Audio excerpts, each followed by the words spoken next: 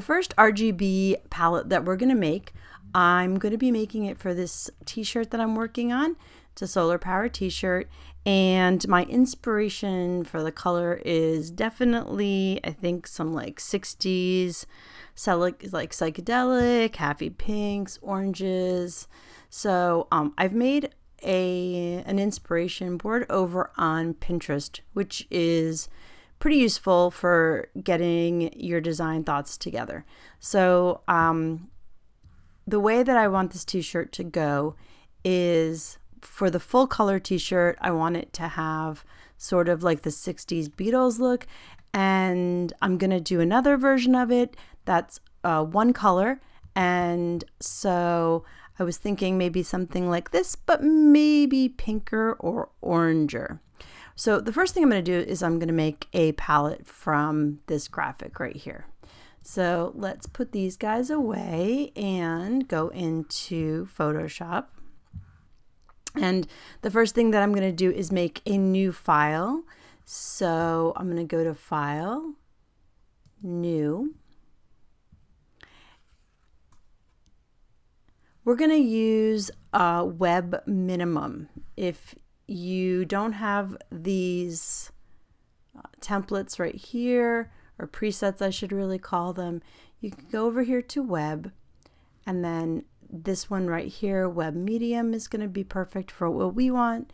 It's good size. I'm going to click on Create. And the first thing that I'm going to do is place in my inspiration picture. So I'm going to go File, Place Embedded, and I'm going to go here to my desktop. All you need is love. It's right there. And while I'm placing it, I can hold Shift down, make my picture smaller, and move it up here, and then hit Return to set it down. I have my layers open here, which you're going to want to have open also.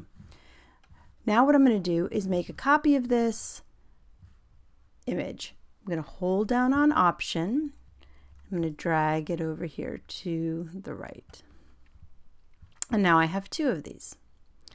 This one I'm going to pixelate because it's going to be easier for me to see some of the colors. So here's the copy that we just made. I'm going to go up here to Filter. I'm going to go down here to Pixelate, go to Mosaic. Move this around. If your dialog box opens and it looks like this, which it probably will, you really want to bring the cell size down. You want to have the cells big enough that you can pick from them, sort of like that. I feel like I have all of the colors that are in here, and they're a little bit easier to pick from because since it's sort of pixelated it, you can see there's a lot of sort of garbage in here from whoever made this a JPEG or whatever. It's not the best quality. Plus, it's just easier to pick like this. So I like it. I think that's a good size. I'm going to click on OK. And now I have my pixelated picture. We're going to come over here and use shape layers, which are down here in the toolbox. Shape layers are perfect for this because you're going to get a shape and a new layer. So I'm going to go to the ellipse right here, and I'm going to hold Shift so that I get a perfect circle and drag out, you know, nice size little circle here. The next thing I want to do is I have my colors over here that I can choose for the circle. So if I'm going to choose, this is the fill here, and this will let me select colors from here, but I don't want to select colors from here. I want to select colors from here. So I'm going to click on this little icon here, which is going to bring up my Adobe RGB color picker. And you can see I have my little eyedropper here. And so the first color that I'm going to go and grab over here is definitely going to be a pink. I know that I want pink, so I'm going to come over here and click on this pink. You can see it shows it right here. I'm going to click OK. And that's my first color. I'm going to go to the mover tool now, and let's open up the layers again. And I can either on a Mac hold Option and drag over. The other thing that I could do is in the layers panel over here, I could just make a copy of this. I could do Command or Alt J, which also makes a copy, and move it over a little bit. And now I'm going to color this guy in. So in order to access this color, I can either double click right here in the corner, right? So I'm going to double click there, and then you'll see that my dropper is ready for action.